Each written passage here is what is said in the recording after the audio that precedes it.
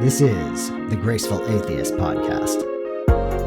Welcome to the Graceful Atheist Podcast. My name is David, and I am trying to be the Graceful Atheist. As always, please rate and review the podcast on the Apple Podcast Store or on podchaser.com, and subscribe to the podcast wherever you are listening. I would like to do an Ask Me Anything episode. If you have a question that you want to hear me talk about, things like where do I get my morality, or how do I find hope, or how do I find meaning as a secular humanist, what I would love is for you to record your question on your phone and send it to me, gracefulatheist@gmail.com. If you don't already have an application to do so on your phone, you can also use Anchor.fm to record your question directly on the Anchor.fm site for the Graceful Atheist Podcast. But if you're not interested in recording, that's fine too. If you would just email me, gracefulatheist@gmail.com, any questions you want. I'm hoping to do a end of the year wrap up Ask Me Anything episode. Well, we have a lot to celebrate. This is the 100th episode of the Graceful Atheist Podcast. We also went over 100,000 downloads this previous week. And that is because of you, the listener, and those of you who have participated in the podcast in one way or another, either telling your story or being a part of the Deconversion Anonymous Facebook group, or people like Mike T, who has made the 2021 version of the podcast possible by doing the editing of the shows. Or like Arlene, who's been helping us with the community building in the Deconversion Anonymous Facebook group, as well as doing copy editing for the shows. Or like Logan Thomas, who redid the graphic design for us. Or like today's holiday special episode, community members participating in the podcast. Thank you so much for allowing me to continue to help share stories for people to know that they are not alone going through the deconversion process. But without you, this would not happen at all. I am immensely grateful for everyone involved with the podcast and all of the listeners, and it gives me something to be grateful for during the holiday season. Special thanks to Mike T for editing today's podcast. On to today's show.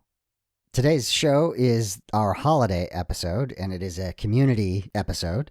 We have Arlene of the Deconversion Anonymous community builder fame, Carlene, and Lars, who was also previously on the podcast. The three of us discuss the holiday traditions that we still enjoy, the holiday traditions that we would like to get rid of, and the holiday traditions that we are trying to make for ourselves. I'm excited to share this episode with you because I want to continue to do more of these things. As much as I love doing individual interviews, I'd also like to have these community building kinds of discussions. So be thinking yourself about any discussion that you'd like to have on the podcast, and definitely let me know. Please hang on to the end of the episode as I share a personal anecdote about my Thanksgiving. Here are Arlene, Carlene, and Lars for our holiday episode.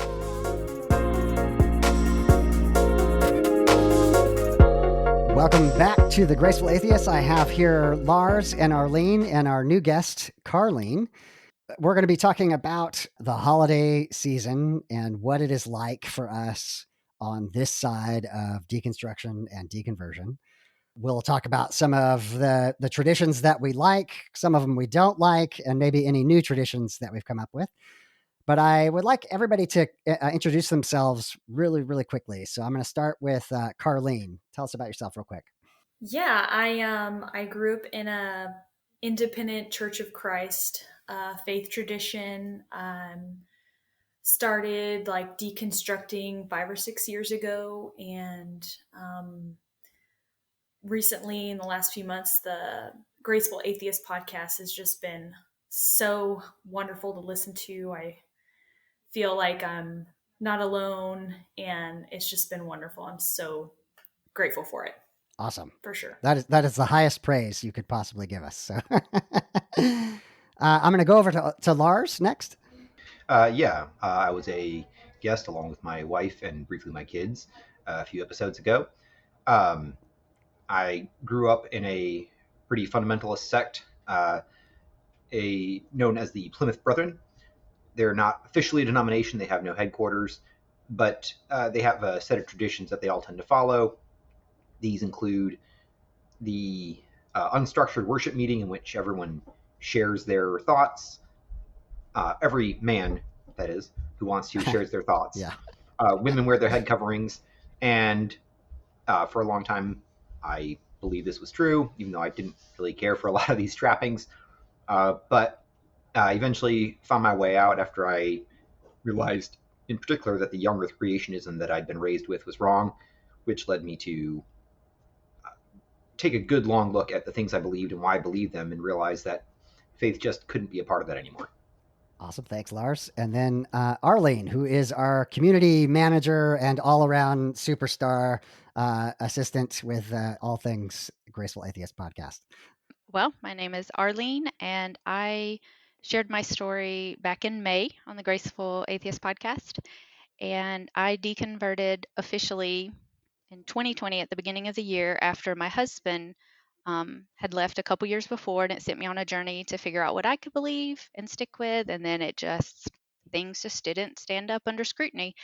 And yeah, I came across Graceful Atheist podcast, and I just fell in love and binge listened to everything. And I love being a part of the community and getting to hear everybody's story is pretty great. It's pretty awesome. Yeah. Well, I'm glad to have you guys here. First question is do we all have kids? Yep. Yes.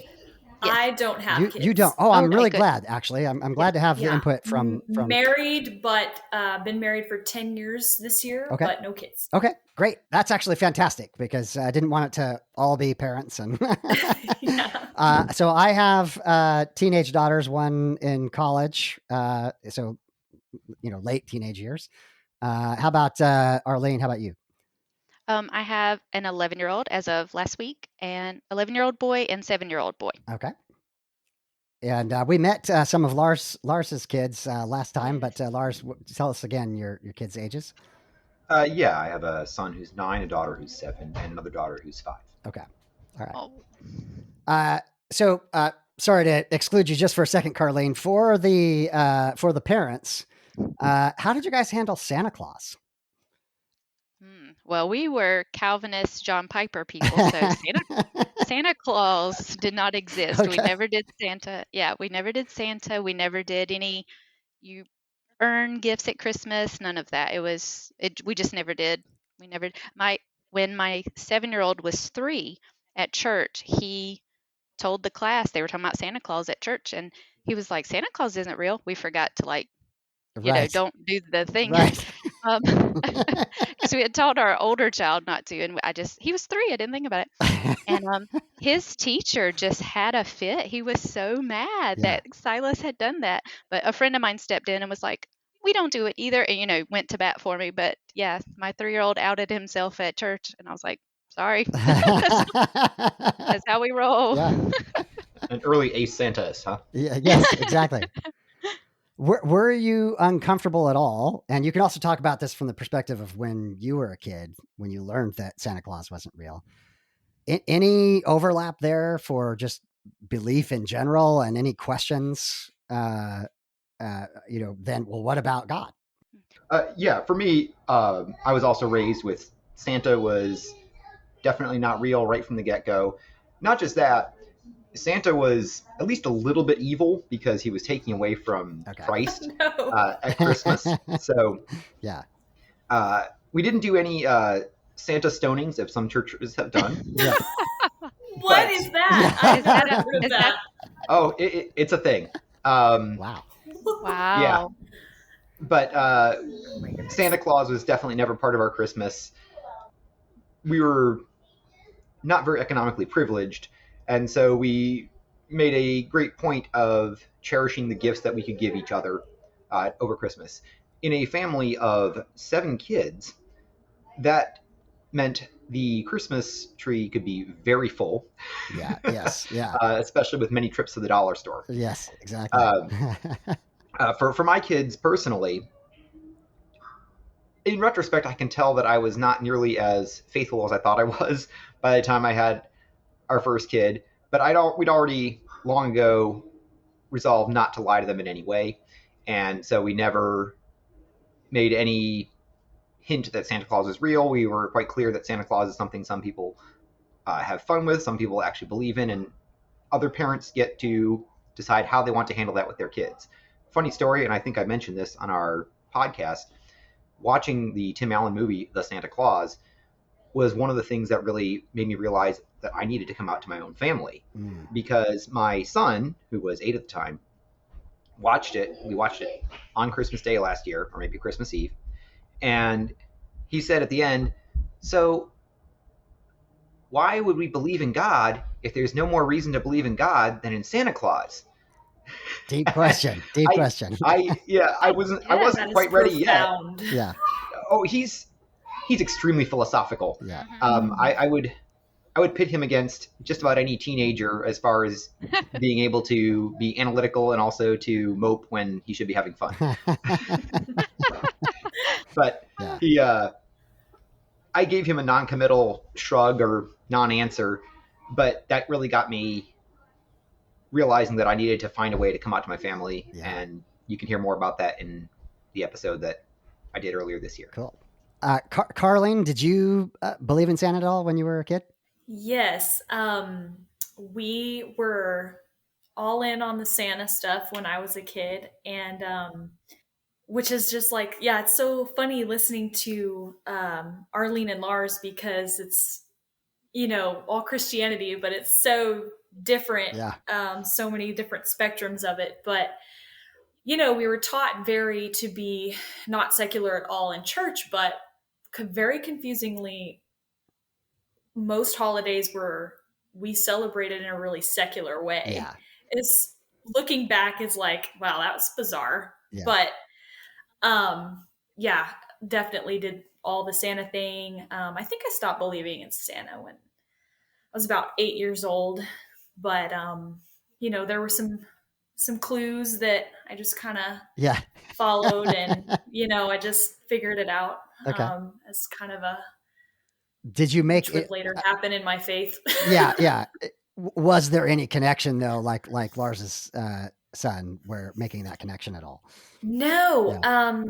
That is so amazing to me that he could make that connection. Yeah. And feel like he could say that out loud is wonderful. I think that's beautiful that he felt safe doing that. I love that. Yeah. But no, I never made that connection.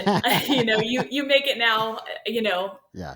After I've deconstructed, it's like, wow, like I never realized God's kind of like Santa Claus.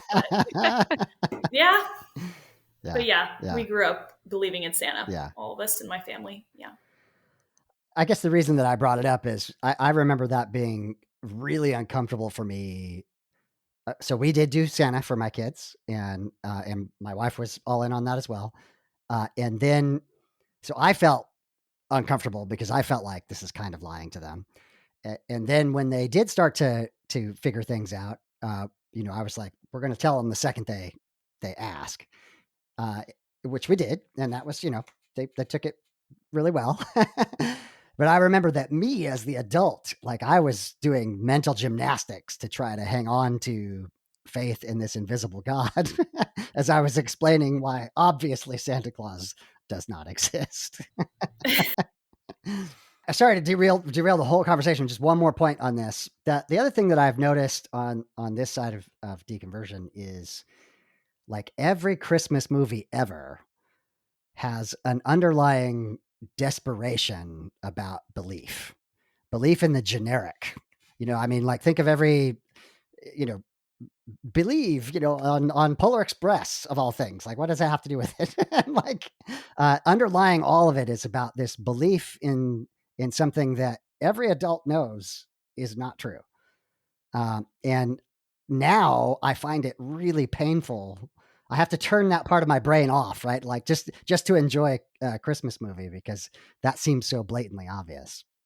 Yes. When I was a teacher, we did Polar Express Day. So hot cocoa, pajamas, Yeah. the whole thing. We watched the movie. It was so fun. Well, when I came home to be a stay-at-home mom, y'all, I can't believe I did this. We would read Polar Express and I would not read the last page because the last page is where it's like all about the believing thing. And I would just be like, this is the end. It was such a happy story. Like the part about like Yes. the bell ringing and all that. I was like, I totally like didn't let my kids read that until Right. I don't know how old they were. So yeah.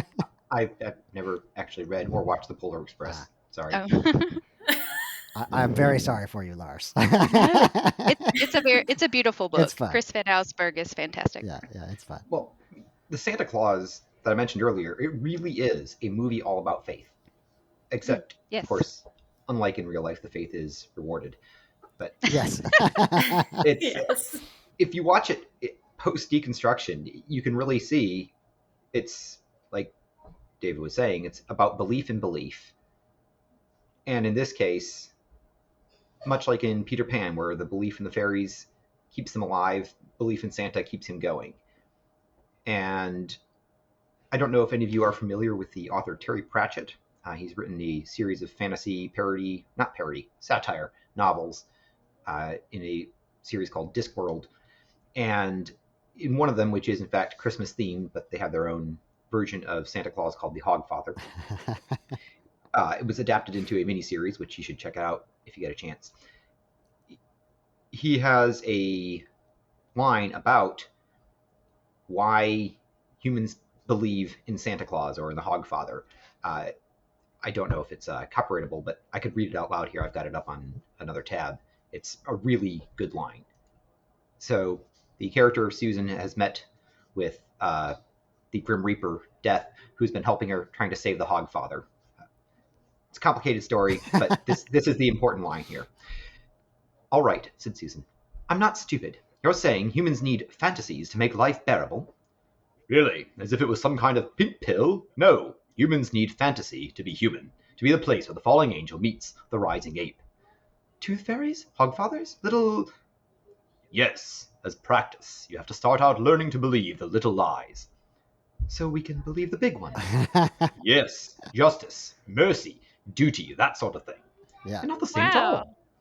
You think so? Then take the universe and grind it down to the finest powder, and sieve it through the finest sieve, and then show me one atom of justice, one molecule of mercy, and yet, Death waved a hand, and yet you act as if there is some ideal order in the world, as if there is some rightness in the universe by which it may be judged. Yes, but people have got to believe that, or what's the point? My point exactly. Yep. Wow. Yeah, that's interesting. And that exchange is made almost word for word in the adaptation. So, like I said, I definitely recommend it. It's a little slow paced, but it's worth it for that scene alone. Awesome. Yeah.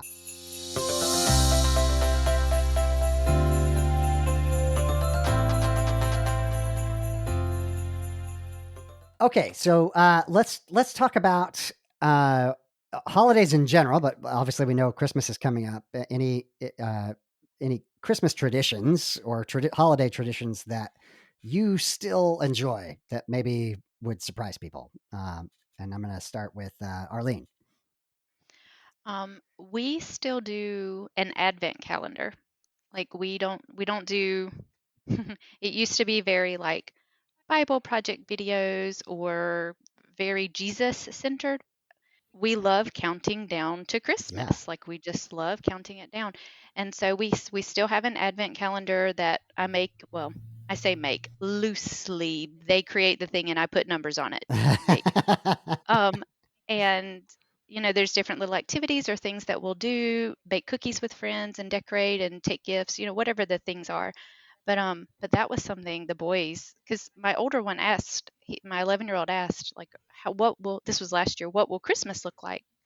And I was like, we'll do what we, you know, mom and daddy feel comfortable with, because last year was our first Christmas without. And he said, can we please like still do where we do a thing every single day? Can we do? I was like, absolutely, we can do that. We'll figure it out. So that's something that's one of our favorite things. Very cool. Carlene, anything that you have kept? So not a lot has changed. In kind of my faith tradition growing up. Um, Christmas was kind of seen as more, well, this came from like pagan traditions, Mhm. and there's, you know, Christmas doesn't come from the Bible. So, we're just celebrating for fun, as a family, Santa Claus, all that. Okay. It was more so about that. It wasn't so much about Christ being born. We would still sing the Christmas carols Uh-huh. about, Jesus and away in a manger and a little town of Bethlehem. And we'd sing those songs, but it was, remember, Jesus wasn't really born in Right. December. Right. And That's um, interesting. we celebrate Jesus and his birth every day. And it was more of that message. So, Yeah. I mean, things haven't really changed. I think, I don't know. And people aren't really surprised that I celebrate Christmas either.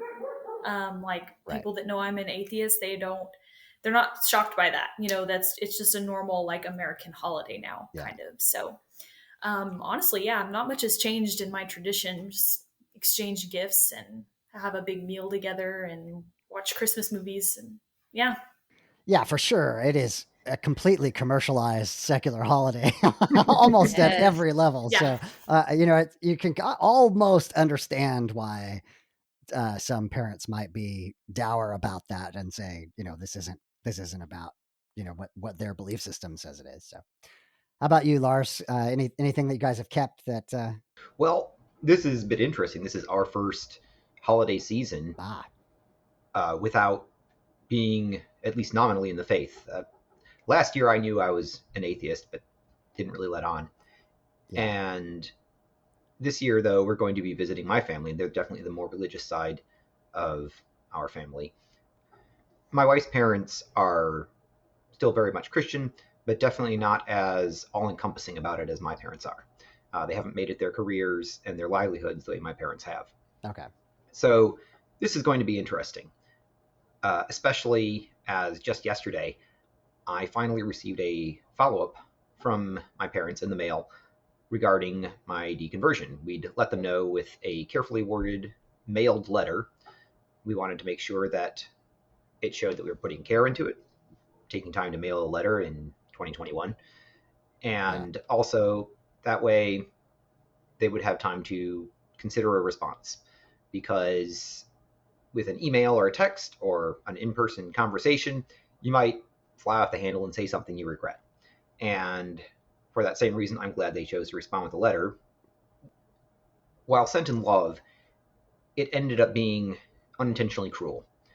Okay. It starts off reminding me of what the psalmist says of those who say there is no God, and goes into some of the most bottom of the barrel apologetics that you've probably ever encountered, which they know that I know because they're the ones who taught them to me. It feels like if I were to take my kids and put them in diapers and try to potty train them again when they're already well past that stage. Right. And my initial response was something like, if I were in person, I would have said, "You want to dance? Let's dance." But that's not who I want to be. I want to be another graceful atheist. Yeah. And I'm going to take my time, write up a good response, and let them mull it over before we get there for Christmas, so that can be out of the way and not hanging over our heads when we do see them. Yeah. So it's going to be a challenge. I don't know how exactly we're going to navigate it. We'll do our best to be polite and loving and kind and graceful. As for traditions, yeah, that really hasn't changed. We'll probably eat a big meal, open lots of presents, watch a Christmas movie or two, and probably whatever new movie someone gets as a gift. We tend to give out DVDs and Blu-rays for Christmas a lot. Okay. And I think I'll even probably join in singing the song, because a lot of Christmas songs are fun to sing, even the ones that are very religious in nature. Yeah. Curious if everyone else comfortable singing the Christmas songs? Yes, after the first Christmas after my husband deconverted, One of the things he has still misses is the music. Like, Yeah. he loved being a part of the worship music and stuff, and we liked the music all the way from hymns to the more contemporary stuff. Yeah. But I asked him, I was like, "How are you going to be with Christmas music?" And it's just different. Lars, I remember you saying that in the when it was talked about in the Facebook group. Like, they're just different. They're just more. You've just been singing them your whole life if you've listened to Yeah. Christmas music. They play on the radio, and so they feel very different to our family um, than like church music, I guess, if that makes sense. Yeah. Yeah. Carlene, how about you? Yeah, I like Christmas songs, religious Christmas songs, yeah, more than like hymns that I used to sing in church. It's um they feel less manipulative to me, Yeah. and it's all about, joy and blessings and things like that, or blessings is kind of a loaded word, but I It's guess, okay. You're like amongst being friends. thankful and that sort of thing. And so, yeah, I don't really mind it. My favorite Christmas songs are um, like the Christmas song that Nat King Cole sings Yes, and good song. stuff like that. Yeah. And um, Here Comes Santa Claus and Yeah. songs like that. Yeah. So, but yeah, it's not one of those things that I cringe or anything, like when I hear a certain hymn at a funeral that just makes me go, ugh. But, yeah, not like that. It's much more fun. Yeah. One more thing I was going to add is that we've made it clear to our kids that they can make their own choices about how much they wish to participate in any of these things. We don't want them to feel pressed into something they feel uncomfortable doing, and we don't want them to feel that we're judging them for taking part in a religious ritual if they feel like doing it. Right. Yes, yes. There's a song called the Coventry Carol. I had never heard it before. It's really beautiful. Pentatonics does a version of it. And our family, like, Pentatonics has nothing on us singing in the minivan.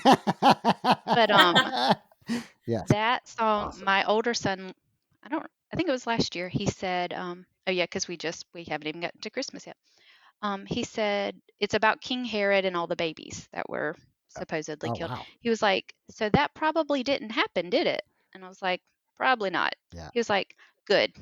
He was like, good. Like, that was like a relief for him to not have to think this terrible thing had happened. So yeah, that was, yes.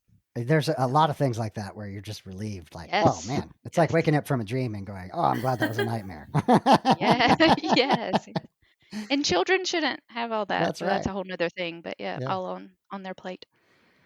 I'll springboard off of what Lars was talking about, having Lars having some conversations with your parents via letter in preparation for being with them for the holidays. How is everyone feeling about extended family and the dreaded meals together? Neither my husband's family nor my family are very religious, other than my real mom. Okay. But she lives in a different city. We don't see her very often.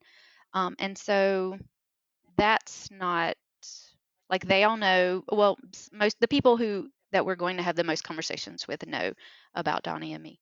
And they're fine with it. Because we were kind of the super Christians in the family, not only that made us kind of different than the rest of the family, we were also the more progressive, politically progressive people in the family. That will be a more touchy area than yes, like, we could come out as anything except having ever voted the opposite color of the rest of my family. So, but yes, as far as the religious stuff, there may be some family members that ask questions, but they have more said, oh, well, you guys just knew more than we did. Okay, well, that's, whatever you want to do is fine. They haven't had no attitude yet. Yeah. Okay. Carlene, how about you? We don't see a lot of extended family in the holidays. It's kind of sad, but we usually see them at funerals. Yeah. But mostly we spend time with immediate family. Usually it's my side of the family. my husband is not in contact with his dad, and his mom passed away almost 2 years ago. So we usually have it kind of with my immediate family. And the only other atheists in my family that we know of are my older sister and her husband. Okay. All of us, the four of us we just have only told each other. My parents know we aren't, to speak the Christianese in the faith I was in, we have fallen away. Yes. So they don't know that we just don't believe at all. It's just that we're not in their faith, which almost sometimes feels like they think that's worse. Right. Something in the Bible about, it's better, the non-believer is better than the lukewarm Christian or something. But so yeah, it doesn't come up a lot. We don't communicate about that much. Just kind of like what Arlene said, is the more polarizing stuff is the political things. Interesting. And that kind of seems to, I don't know if it's easier for them to talk about or what. It's kind of a don't ask, don't tell situation with, as far as faith. Yeah. And the politics is more, they're willing to probe and pick at that. Yeah. But yeah, this Thanksgiving, we're just, families all we're not getting together this year. I'm spending it with friends, and I'm just so excited for that. But yeah. Chosen family. Christmas. Yeah. Yeah. But Christmas will be great. My parents will be there, but I'll have that sister and her husband too. So kind of feel like I got some backup. Yeah. Just in case. But yeah, we kind of don't talk about our faith anymore. Okay. Yeah, it's kind of just don't want to know. Let's just not talk about it, sort of thing. I can relate to the don't ask, don't tell thing. So, so Lars, how are you feeling about the prospect of being in the same room together with your family? Well, I don't really see my extended family much. Last time I saw a cousin was probably 10 years ago. But with 6 siblings, usually most of whom are going to be around for at least one holiday, there's a wide variety of opinions. I'm actually at least the 4th, maybe 5th of my group to leave the faith. I know my 2 sisters are still in it. I know at least 3 of my brothers are not. I don't know about the last one. I may ask him when we get to see him this Christmas. And because of this wide variety of opinions with very opinionated people, we also tend to generally have a don't ask, don't tell policy.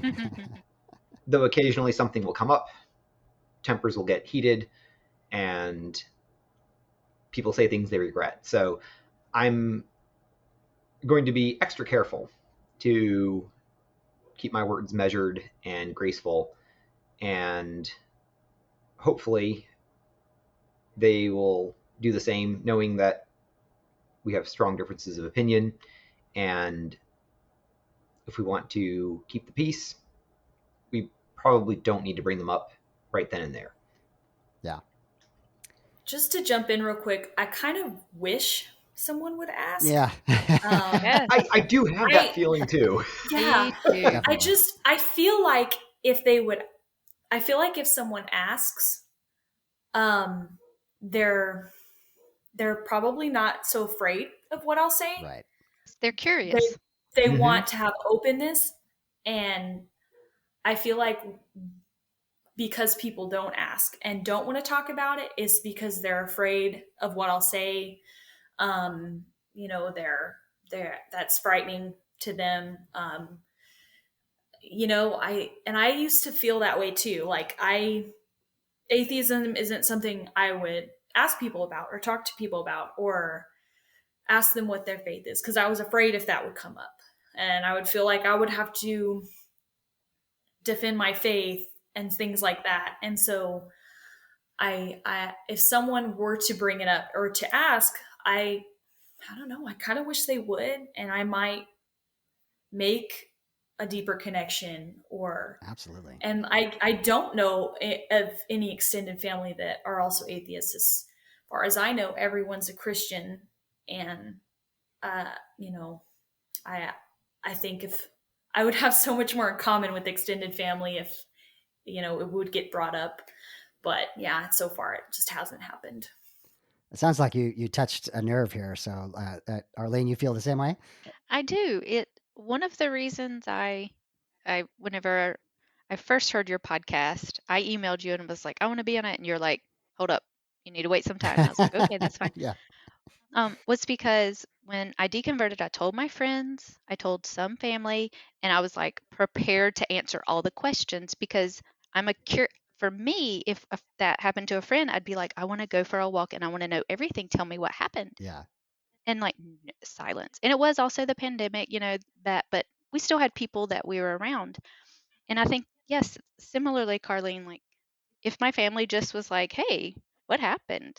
And like listened and was interested, I feel like that could not only, for me, it feels like there's this giant elephant in the room, and I'm sure I'm projecting it onto everyone. No one else is thinking about this, but I'm thinking, what is everyone thinking? Yeah. Why don't they just, So yes, I would be fine with having a curious, when someone's curious, conversation, not they've already made up their mind and know all the things kind of conversation, because that doesn't go well. But yeah, just ask some questions. Yeah. I've been on both sides of that non-conversation. Okay. When my oldest brother, I'm the oldest in the family, but my oldest brother, he was the first to realize that he didn't believe. And I didn't want to ask him about it because I was afraid, and I suppose rightfully so, that if I really got into it, that he would very quickly convince me to leave the faith. Oh, Now, wow. if I'd really thought it through all the way, I would have realized if I could be convinced that easily, what use is Yeah. the faith? Yeah.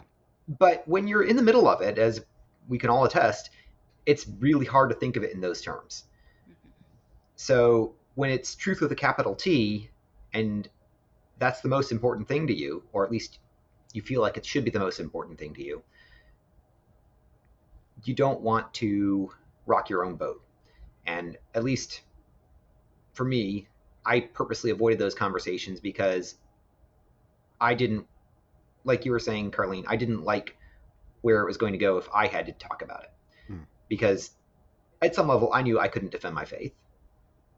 On the other hand, yeah, I've got an entire platoon worth of ammo should anyone ask me to defend my atheism now. Yeah. I definitely feel that. I always had my older sister that I spoke about that is also an atheist. She's 8 years older than me, so she was always much older than me, or that's what it felt like when we were kids and stuff. But I suspected for almost as long as I can remember that she didn't believe, and I never asked, never wanted to talk about it, never brought it up. She never brought it up either. Like, she never wanted to push anything on me. And we never talked about it until just a few months ago. Oh, wow. Wow. And Nice. we feel closer than each other, closer than ever to each other now. But yeah, I definitely get that you don't want to ask, you're afraid. Yeah, to be fair to our loved ones who are still believers, there's also this overwhelming sense of responsibility and being overwhelmed, right? Like if you have a brother who deconverts and you're still in the faith, and you feel like, man, his soul is my responsibility, and that can feel just utterly terrifying, even if you're not yet pointing those fingers back at yourself, recognizing that maybe it has something to say about your faith. Just the prospect of feeling that weight can be terrifying and overwhelming. So for sure. Yes. Yeah. Just one more comment on this. From a kid of the drug and alcohol family, this very much does feel like the elephant in the room. It feels like a lot of denial. We're all tiptoeing around the giant elephant, and so I definitely relate in that. I would like people to just ask, and I have literally just one family member who will ask me questions and then sit and listen, and she's amazing, and I love talking with her. And almost everyone else pretends like it doesn't really exist. So yeah, it's crazy. I'd want to shout out my former pastor. When he found out that we didn't believe anymore, I'd unsubscribed from the church newsletter, and he emailed to find out what was going on. And so I let him know as politely as I could, using a very similar letter to the one I'd sent my parents, that we no longer believed. And he reached out along with one of the elders who we were on good terms with, and asked if we could meet and talk. And we did. We talked for about 2 hours, and we listened to each other, and it was a wonderful conversation. And he was very gracious himself. He was willing to hear me say, I think the thing that you have dedicated your life to is not true. And and I also let him know, I'm sorry this hurts. I wish I didn't have to say, I didn't have to put it that way. But he said he'd much rather hear blunt honesty than tiptoeing around and pretending to be polite. Yeah. And honestly, it was a wonderful conversation. So I just wish everyone could be as attentive and graceful as my old pastor. Yeah. Because he knows how to listen. Yeah, that sounds really refreshing. Yeah, absolutely. Yes. Yeah. It's that word honesty. And I think maybe, Carlene, what you're describing with your sister is you suddenly, all the pretending goes away, and you're authentically yourself with that person, and you're not trying to hide anything. And that feels wonderful.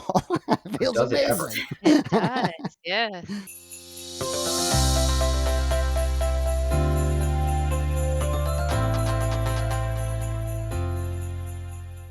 So I have dominated things. I've got a few more things I could keep us rolling with, but do you guys have any things that you had brought that you want to, either a question or a statement or any concepts that you want to come over, talk about? Recently you had, maybe it was this last episode, the Truman Show one, but you had mentioned, just want to remind everybody that Christianity doesn't have a monopoly on thankfulness and everything. Gratitude, yeah. And if I'm, being honest, the most religious holiday I think I celebrated growing up was Thanksgiving. Yeah.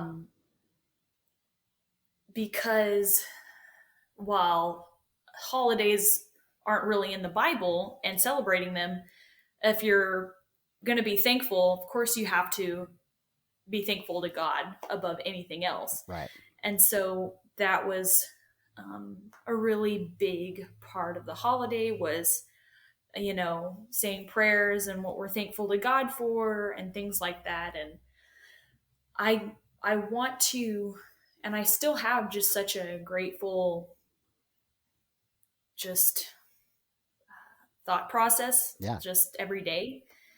And so especially since mom and dad won't be there for Thanksgiving, I think I'm kind of want to start a new tradition of saying particular things we're thankful for and who, like, we're thankful for the farmers that grew this food. Yeah. And, grateful for the sun and the earth and the water and the farmer and things like that. Just real things, real people that we can thank.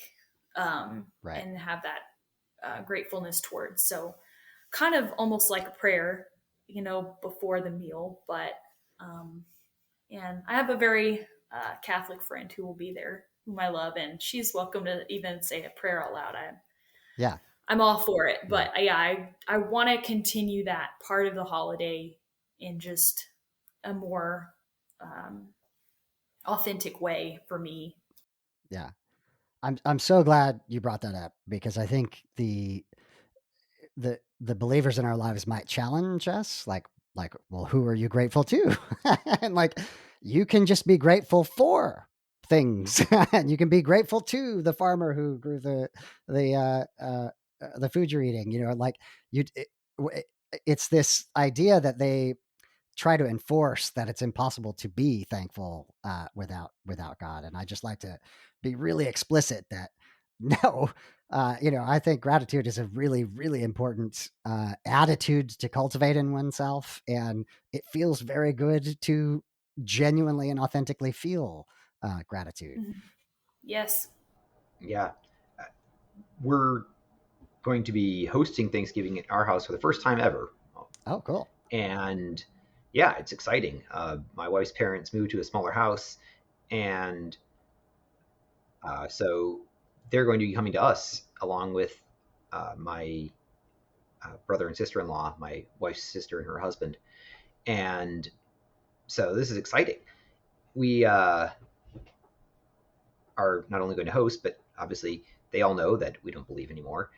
But our relationship has remained friendly and cordial, so we're thankful for that. And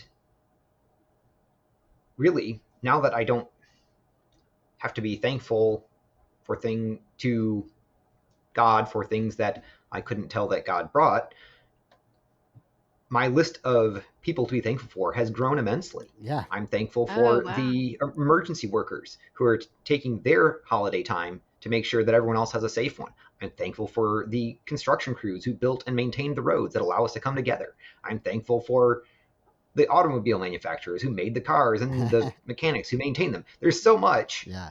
We live in a extremely huge, complex society that is made of real people, and each of them has contributed in some way to every moment that we have, including the times we can come together and party. Yeah. And I'm also, of course, really thankful to my own family for deconverting along the same time as me, because that could have been very awkward, as we've heard many other people describe. Yeah, absolutely. And I'm just very thankful that we didn't have to go through that struggle. And I care now more about people who are in that kind of struggle themselves, like you, Dave. Yes, yeah. And ironically, I am incredibly grateful for my wife. I think that, this could have gone much worse. It could have gone very poorly. And because of her graciousness, she's able to compartmentalize somehow, or, I don't want to speak for her, but somehow she's able to recognize that our love for one another is the most important thing. And of course she's devastated. She's hurt. She's disappointed.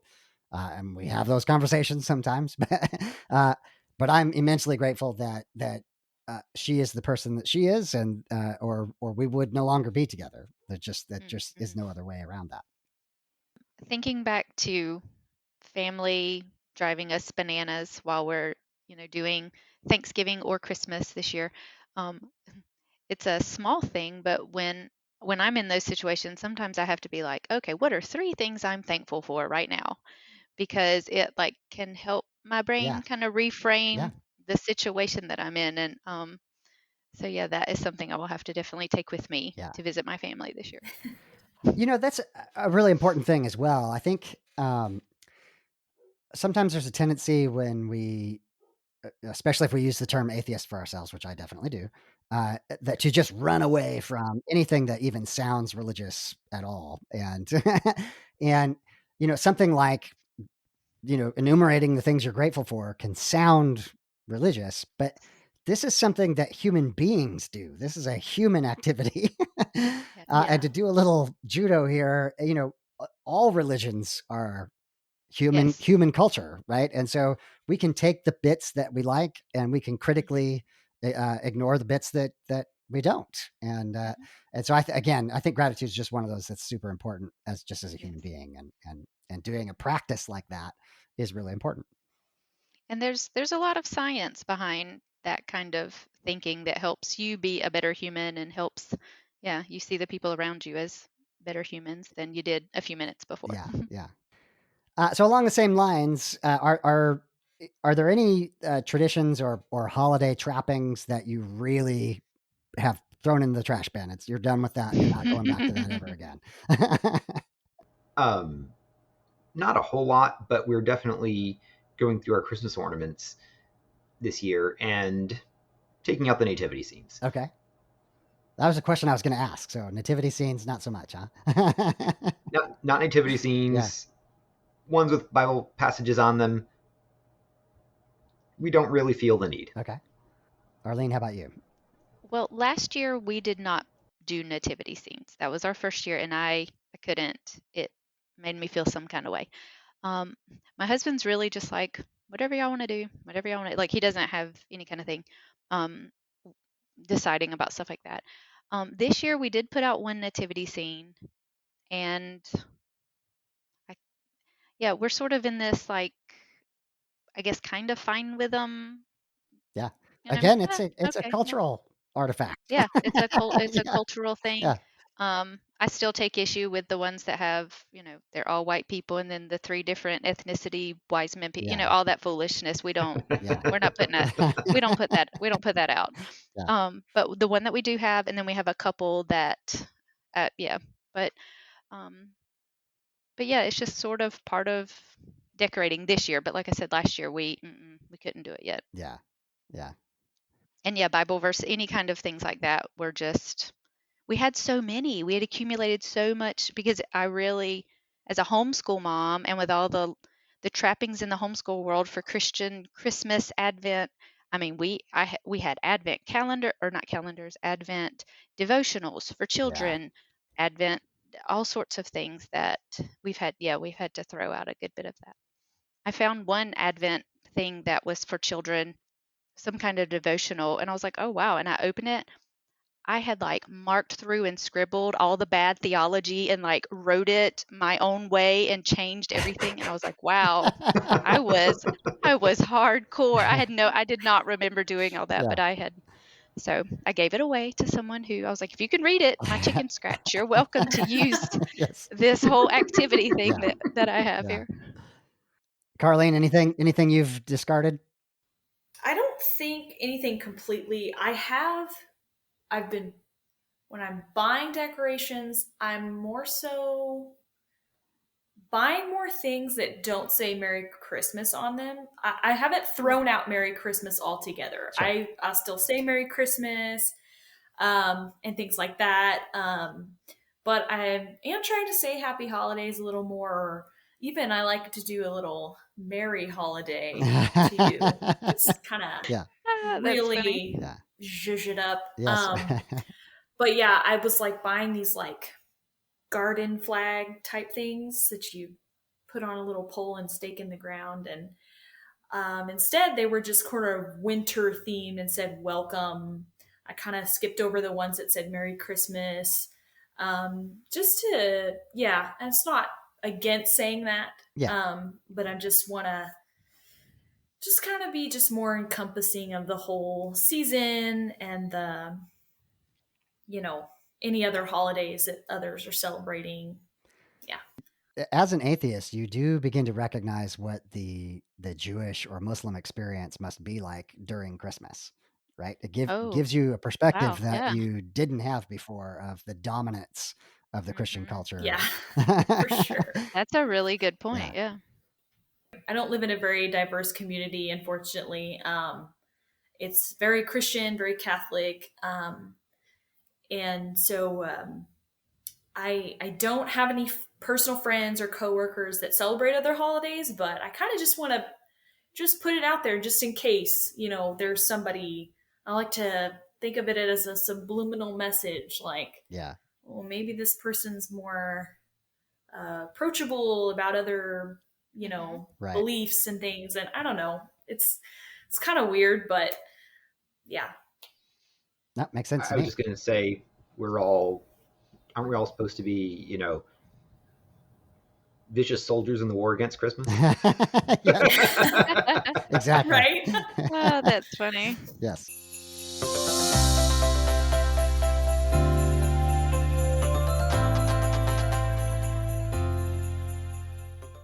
So just to put a bow on where we've gone with these traditions, have any of you developed any new traditions? Anything that you hadn't done before that you're trying out these days? And I'm specifically thinking of like For Small Creatures Such as We and Grace Without God. Both of those books really focus on kind of that. Hey, we need ritual. We need traditions and things. And so, any new traditions that you guys have tried to implement?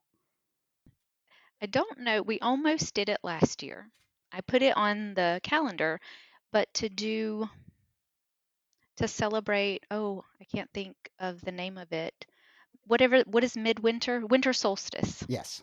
To just go outside, be in nature that evening. My boys want any excuse to stay up late, like let's stay up late. And we have a little bit of woods near our house now, and just be able to remember that there are lots of other holidays that for thousands of years have existed that we've never paid attention to, or that for me, I was afraid to ever do anything with because I didn't want to introduce anything that might pull my kids away. And so last year, I can't remember why we never got around to it, but it was on the calendar. But yeah, to be able to just, I don't even know how people celebrate the winter solstice other than Yeah. to get out in nature at night. Yeah. But even just have hot cocoa, sit by the fire, do something on that night and just think about, thousands of years ago, how this was when people knew, okay, it's gonna start getting light It's gonna again. get Like better. all the winter holidays are based around candles and light and things like that. And yeah, there's lots of, sorry, here's my homeschool world again. There are lots of great picture books about all the different holidays and even midwinter solstice. And so being able to, yeah, just introduce that to my kids because we've never talked about those kinds of things Okay. before.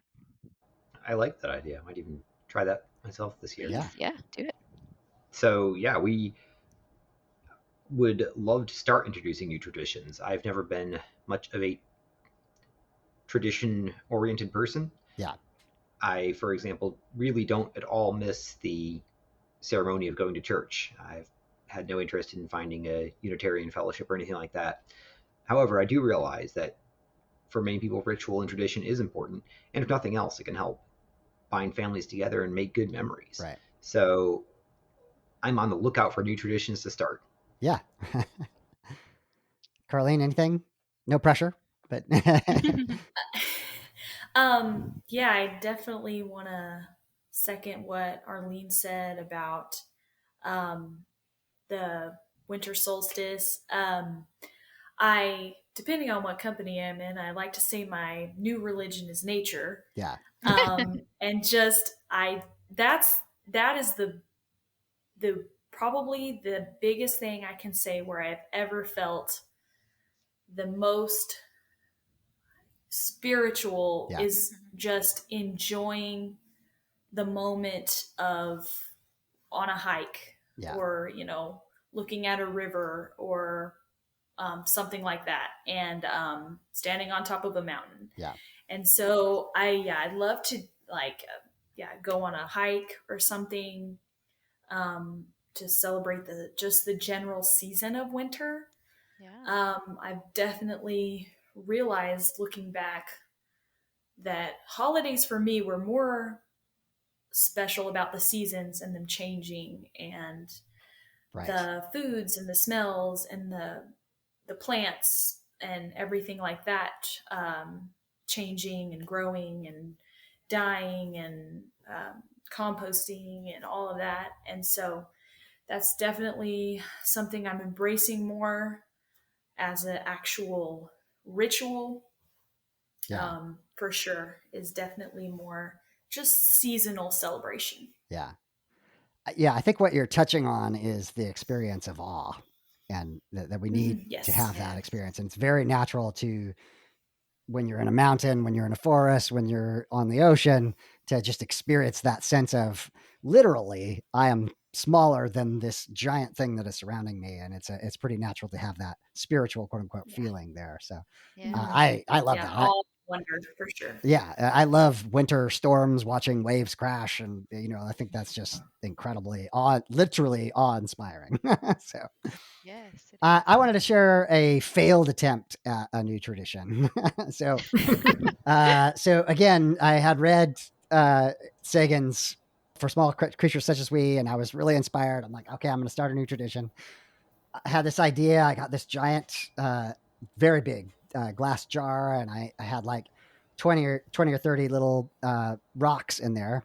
And I was like, okay, so whenever we have a really important family, experience, we're going to put a new rock in this, and it's going to represent, that experience and our love for each other, etc. And I'm not going to throw my family. Sounds so nice. Yeah. You can steal this for sure if it works for you.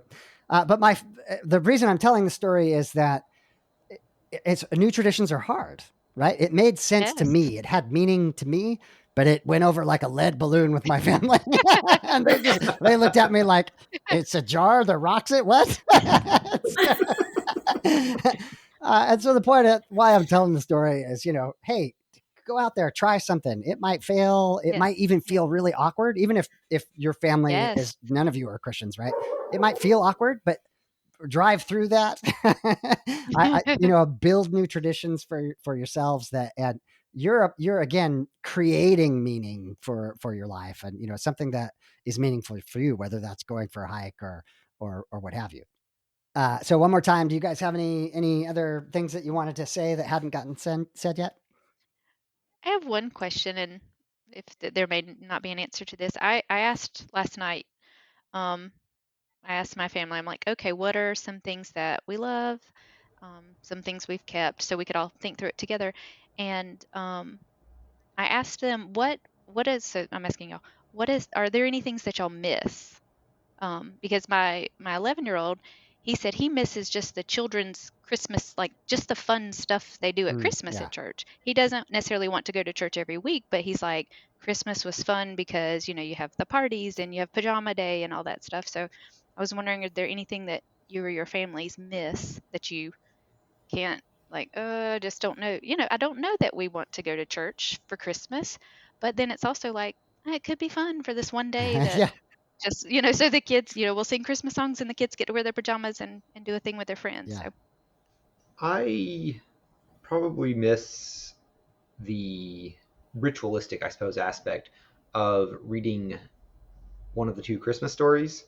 Mm-hmm. Reading them both at the same time, probably not a great way to keep the faith, because they conflict quite a bit. But as much as I mentioned I don't really care for ritual, it was one of the ones I did like a bit more, where we would all sit around, the lights would go down low, just one lamp or candle over my dad's desk, and he would read us one of the Christmas stories. And that signaled that Christmas had begun. That's when we could open the presents and the celebrations would kick off after that. And I would like to maybe have something like that with my family, but I'm not quite sure where to go with that yet. I don't think I want to do the night before Christmas, maybe a bit too trite, but perhaps, a collection of solstice myths or something like that would be interesting. If there's a large collection of them, you could read one or two, or pass it around. Each person in the family could read one or something like that. Yeah. I have to actually find such a book. I don't really know if one exists. You should write such a book. There you go. I'll put on my anthropology hat and get right on that. Yeah. Or like old European folk tales about Santa Claus or something. Yeah. Throwing some history in there. Yes, Krampus. Santa Claus. Yeah. There are lots of great picture books that are beautifully illustrated, or that I don't know about solstice, because I looked for some. There's one or two, but collections like that of different mythologies around the winter. I'm sure someone has an illustrated beautiful, or like she said, old European stories, or whatever your ethnic background, your family, figure out stuff like that. I'm sure there are beautifully illustrated books like that. To answer your question about what do I miss, I definitely still miss singing. And what I mean by that is not that I don't occasionally sing a Christmas song, but I don't do it like unselfconsciously, right? Like there's something in the back of my head going, but this isn't true. So I feel like I definitely miss that feeling of just of abandon's the wrong word, but just participation, unreserved participation somehow. Yes. I feel like that. And that may be my own personal hang up, but I definitely miss that. I really can't think of anything right now. I guess that's what a really good part of kind of just my whole life. The holidays were thankfully more a secular thing for us. Because I don't have any sort of fear of missing out on anything that I can think of. And yeah, we wouldn't go to church on Christmas unless it was Sunday or Wednesday night. We didn't have special church services and things like that. That's, I guess, that's what those other Christian religions would do. Yeah. That's what Catholics do. That's kind of our the way we thought. So yeah, I don't kind of have that, which small mercies, I guess. Yeah. Yes. All right. Well, I want to thank you all for being here. I think this was a lot of fun. Hopefully, we can do similar kinds of things in the future as well. I want to give you like a minute to any last thought that you have or anything you want to plug. If you working on a blog or Carlene, I know you're doing an ongoing book club thing. Just we'll go ahead and plug those. And I'm going to start with Lars. Oh gosh. Nothing really to plug this time. I guess I would say maybe some words of encouragement for all those going through the holiday season without faith for the first time. That it's scary and new, and that might actually be the best part, because your life is in many ways new again, and you get to experience so many things for the first time with a new mindset. And this will hopefully enrich your life going forward in a way that you can share with others and pass on to future generations if you have kids. And that's one of the things I'm most looking forward to. Yeah, there might be some heated conversations. I hope not. There might be some awkward moments. I'm sure there will be. But each of them can be still a treasured memory, a time of learning or a time of joy.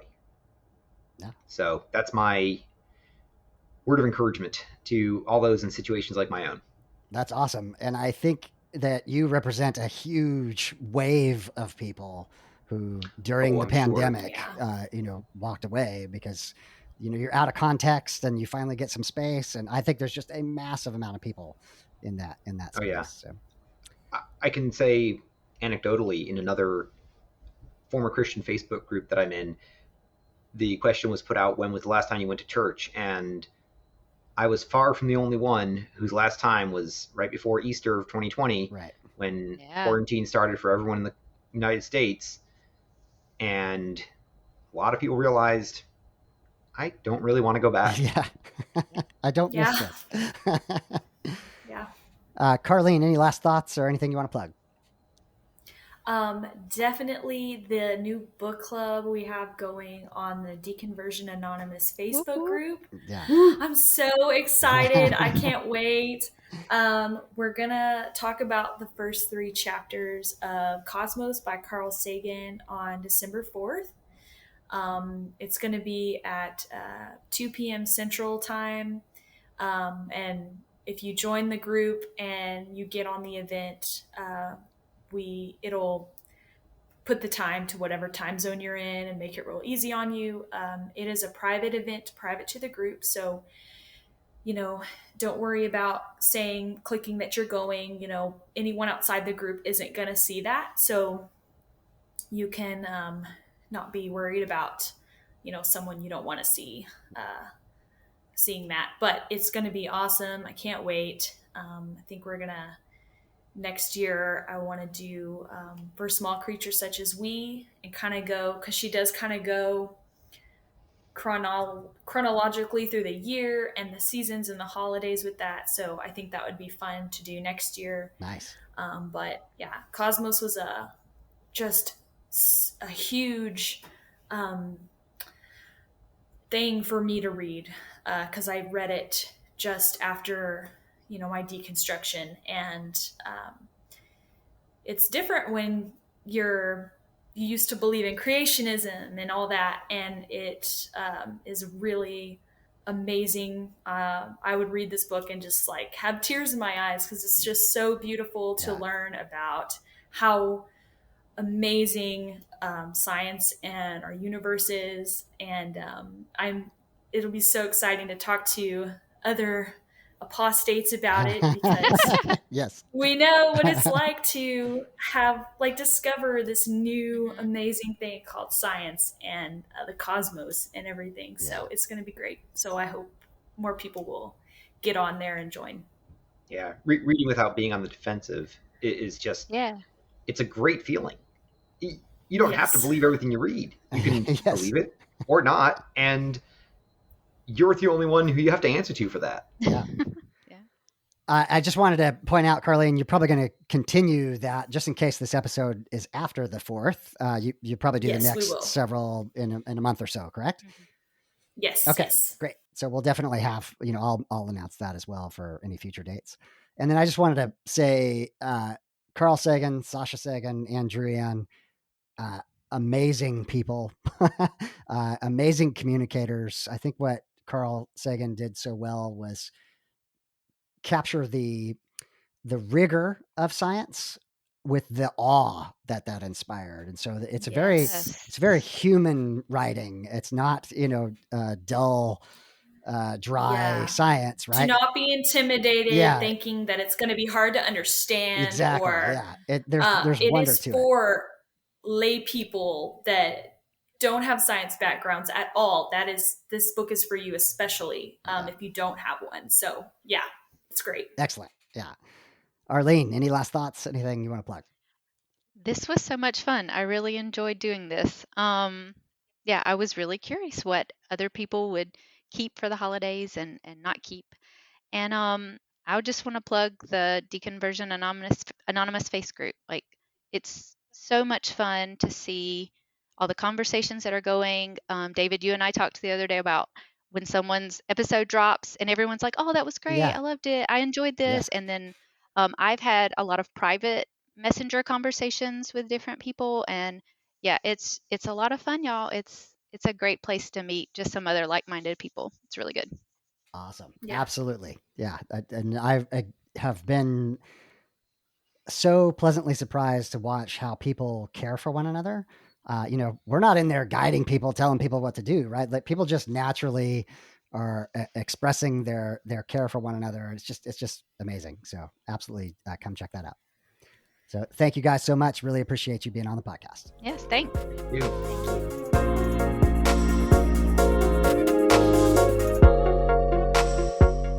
Final thoughts on the episode. With these kinds of episodes, I generally don't spend too much time here rehashing what we've just talked about. I'll just reiterate the idea of creating your own traditions can be difficult. They can be awkward. You may get only partial buy-in from your family members and loved ones, but it is, I think, worth it. I think it's worth creating traditions that bind your family together, that bind your friend group together. That can be something as simple as doing game night on Christmas Eve or going to the movies after Christmas meal. Anything that becomes tradition for you and your close loved ones can be meaningful and fun. So I really encourage you to look into that. As I've mentioned before, the 2 books that really cover this topic are Sasha Sagan's Small Creatures Such as We, as well as Catherine Osmond's Grace Without God. Both of those books really talk about the need for ritual and tradition and these things that we repeat as human beings that we imbue with meaning. I want to thank Arlene, Carlene, and Lars for being on the show. I really appreciated them taking the time out of their day to come and chat with me and tell us about their families and their experience of the holidays. I am really excited about having done this, and I want to do more of it. So again, be thinking about any topic that you would want to discuss in a group like this. Thank you to Arlene, Carlene, and Lars once again. For the Secular Grace Thought of the Week, as I ask my guests to be vulnerable, I need to do the same. 2 days before our Thanksgiving, we found out that my father-in-law has a brain tumor and that it is inoperable. We had intended to do Thanksgiving at my in-laws' house, and so we scrambled to have Thanksgiving at our house, just to have family together, to give everyone time to be with each other and process. It just so happens that my father-in-law was released from the hospital on Thanksgiving Day. Of course, there's going to be many more visits in the future, but he was well enough to go home at that time. And on the way home, he said to my mother-in-law that he would like to come to Thanksgiving dinner with us. So we got the call that he was on the way, and we scrambled to make a pathway for his walker to be able to get him to the table. A walker that he did not need just 1 week earlier. Earlier that day, I had asked my wife, who, as you know, is a believer, if she wanted to pray for the Thanksgiving meal, and she said no. So I asked her if she wanted her brother to pray, and she said yes. And so we had asked my brother-in-law to do that prayer. But of course, when my father-in-law arrived, that is kind of traditionally his role, and so I asked him if he would like to pray. And he did. As you might imagine, this was quite the emotional moment. My father-in-law was breaking down. My mother-in-law was breaking down, just weeping, and pretty much everyone in the room was shedding tears. And here's the point of the story. I happen to be right next to my mother-in-law, and I could not help myself but to put my hands on my mother-in-law, my father-in-law. Now, you know, and I know, that nothing transcendent is happening there. Nothing supernatural is happening there. But the human connection was so important, and whatever bits of pastoral instinct that I still have were there, and I could not help myself.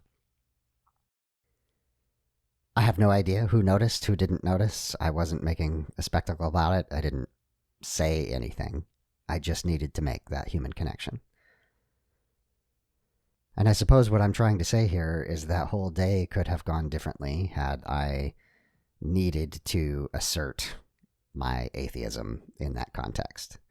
If I was unwilling to allow the tradition of prayer for that family, which was incredibly meaningful for them at that time, and in some tiny way to participate in it. All I know is that that human connection was important to me and hopefully to my mother and father-in-law. And I think that was an act of secular grace. Okay, as I mentioned, we're going to do an Ask Me Anything episode. I would love it if you would record your voice asking any questions that you might have. It could be about deconversion, it can be about secular grace, it can be about meaning and purpose, and anything that makes me tick. I would love it if you would record that on your phone and send that in to gracefulatheist@gmail.com. But if you can't do that, just send me the question, and do let me know your name or a pseudonym or how you want to be identified as the source of the question. Over the month of December, we might be a little bit spotty. I haven't decided yet if we're going to try to do one episode a week during December or one every other episode. So if a week goes by and there isn't an episode, don't panic. I haven't fallen off the face of the earth. I think I'm just going to take it easy this December. In January, we've got a number of very exciting episodes coming up, one of which I can't quite tell you yet because it hasn't happened yet, but of a very popular person you're going to recognize, as well as a number of community members who are hopping on to tell their stories as well. Until then, my name is David, and I am trying to be the Graceful Atheist. Join me and be graceful human beings.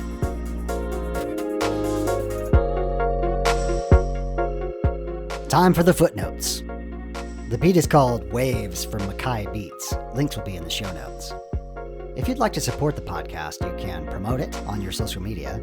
You can subscribe to it in your favorite podcast application, and you can rate and review it on podchaser.com. You can also support the podcast by clicking on the affiliate links for books on gracefulatheist.com. If you have podcast production experience and you would like to participate with the podcast, please get in touch with me. Have you gone through a faith transition and do you need to tell your story? Reach out. If you are a creator or work in the deconstruction, deconversion, or secular humanism spaces and would like to be on the podcast, just ask. If you'd like to financially support the podcast, there's links in the show notes. To find me, you can Google Graceful Atheist, you can Google deconversion, you can Google secular grace, you can send me an email, gracefulatheist@gmail.com, or you can check out the website, gracefulatheist.com. My name is David, and I am trying to be the Graceful Atheist. Join me and be graceful human beings.